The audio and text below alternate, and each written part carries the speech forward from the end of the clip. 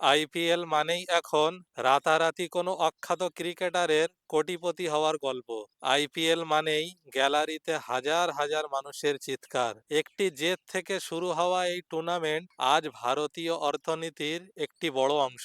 আজকের ভিডিওতে আমরা জানবো কিভাবে ললিত মোদির হাত ধরে ক্রিকেট আর গ্ল্যামারের এই মহাকাব্য শুরু হয়েছিল। তাহলে চলুন ভিডিওটি শুরু করা যাক। 2007 সাল, জোহানেসবার্গের ওয়ান্ডারার্স স্টেডিয়ামে মিসবাহুল হকের সেই স্কুপ শট যখন শ্রীশান্তের হাতে জমা পড়ল, ভারত শুধু টি-20 বিশ্বকাপই জিতল না, জন্ম নিল এক নতুন উন্মাদনা। আপনি কি জানেন ক্রিকেটের সংক্ষিপ্ততম ফরম্যাট টি-20 তখনও অনেকের কাছে একটা মজার খেলা ছাড়া আর কিছুই নয়। কিন্তু দক্ষিণ আফ্রিকার মাটিতে মহেন্দ্র সিং ধোনির হাতে যখন প্রথম টি-20 বিশ্বকাপের ট্রফি হাতে উঠল, পুরো ভারত যেন এক নতুন উন্মাদনায় মেতে উঠল।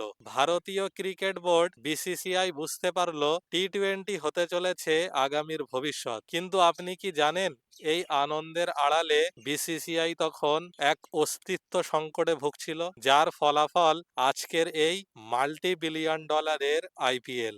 আইপিএল শুরুর পরিকল্পনা বিসিসিআই এর কোনো দীর্ঘমেয়াদী পরিকল্পনা ছিল না, বরং এটি ছিল অনেকটা জেদ আর সময়ের প্রয়োজনে নেওয়া এক ঝোড়ো সিদ্ধান্ত। আইপিএল এর জন্মকাহিনী আসলে একটা বড় লড়াইয়ের গল্প। আইপিএল এর বীজ বপন করা হয়েছিল 2007 সালের শুরুতে। তখন সুভাষ চন্দ্রের নেতৃত্বাধীন জি গ্রুপ বিসিসিআই এর সাথে ঝামেলার জেরে নিজেদের একটি লীগ শুরু করে, যার নাম ছিল ইন্ডিয়ান ক্রিকেট লীগ, আইসিএল। তারা কপিল দেবের মতো কিংবদন্তিকে তাদের সাথে নিয়ে নেয় এবং বড় অঙ্কের টাকা দিয়ে খেলোয়াড়দের সই করাতে শুরু করে। বিসিসিআই ভয় পেয়ে যায় যে তারা তাদের একাধিপত্য হারাতে পারে। আইপিএল কে থামাতে এবং ভারতীয় ক্রিকেটের নিয়ন্ত্রণ বজায় রাখতে বিসিসিআই এর তৎকালীন ভাইস প্রেসিডেন্ট ললিত মোদি একটি পাল্টা পথে হাঁটার পরিকল্পনা করেন। ললিত মোদির মস্তিষ্ক কাজ করছিল এক অন্য লেভেলে। তার স্বপ্ন ছিল ক্রিকেটের সাথে গ্ল্যামার, বাণিজ্য এবং বিশ্বমানের বিনোদনকে এক সুতোয় গাঁথা। ললিত মোদি আগে থেকেই আমেরিকার বাস্কেটবল লিগ এনবিএ এবং ফুটবল লিগগুলোর ব্যবসায়িক মডেল নিয়ে গবেষণা করেছিলেন। তিনি বিসিসিআই কে বোঝান যে ক্রিকেটকে যদি শুধু খেলা হিসেবে না রেখে এন্টারটেনমেন্ট হিসেবে বিক্রি করা যায়, তবে টাকা আর জনপ্রিয়তার অভাব হবে না। তিনি বোর্ড মেম্বারদের বোঝান যে ক্রিকেটকে যদি গ্ল্যামারের সাথে মিশিয়ে শহরের নামে দল তৈরি করা হয়, তবে ভারতের মানুষ তাকে আপন করে নেবে। অনেক তর্কের পর 2007 সালের 13ই সেপ্টেম্বর টি-20 বিশ্বকাপ চলাকালীন বিসিসিআই আনুষ্ঠানিকভাবে আইপিএল এর ঘোষণা দেয়। যদিও তখনও অনেক ক্রিকেট বিশেষজ্ঞ মনে করেছিলেন এই মডেল ভারতে চলবে না। 2008 সালের জানুয়ারি মাসে মুম্বাইয়ে আইপিএল এর প্রথম নিলাম অনুষ্ঠিত হয়। নিলামে বসলেন বলিউডের রাজা শাহরুখ খান, মুকেশ আম্বানি। বলিউডের তারকা থেকে শুরু করে ভারতের শীর্ষ ব্যবসায়ীরা সবাই টিম কিনতে শুরু করলো। শাহরুখ খান, জুহি চাওলা, প্রীতি জিন্তার মতো বলিউড তারকা এবং মুকেশ আম্বানির মতো ব্যবসায়ীরা যখন দল কিনলেন, ক্রিকেট হয়ে উঠল রূপালী পর্দার মতোই রঙিন।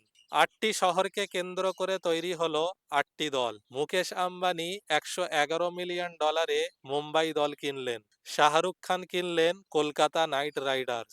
প্রীতি জিন্তা কিনলেন পাঞ্জাব টিম। খেলোয়াড়দের নিলামে টাকার বৃষ্টি দেখে সারা বিশ্ব অবাক হয়ে তাকিয়েছিল।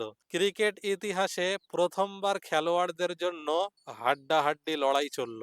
মহেন্দ্র সিং ধোনি হলেন সেই নিলামের সবচেয়ে দামি খেলোয়াড়, $1.5 মিলিয়ন।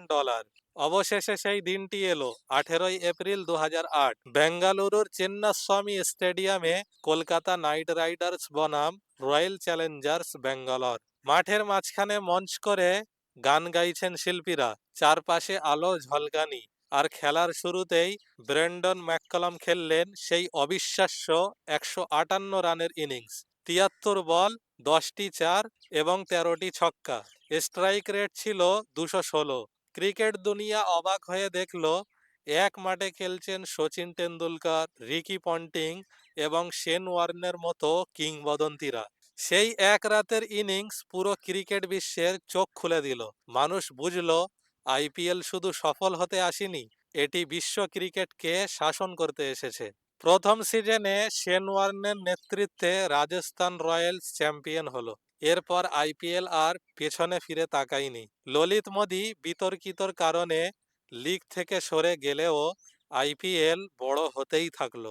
2008 সালে যে সম্প্রচার বিক্রি হয়েছিল প্রায় 8,000 কোটি টাকায়, 2022 সালে বিক্রি হয়েছে প্রায় 48,000 কোটি টাকায়।